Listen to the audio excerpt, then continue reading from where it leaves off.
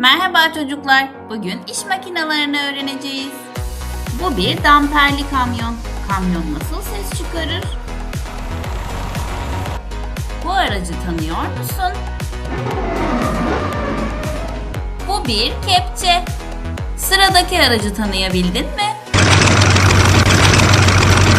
Bu bir silindir. Bu bir vinç. Vinçler nasıl çalışır? Vinçler BOM adı verilen parçası sayesinde ağır nesneleri kaldırmamıza yardım eder.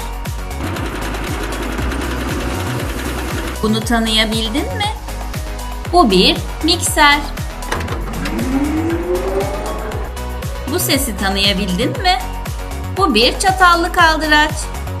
Bugün sizlerle damperli kamyon, vinç, silindir, kepçe, mikser ve çatallı kaldıraçı öğrendik. Bir sonraki videoda görüşmek üzere.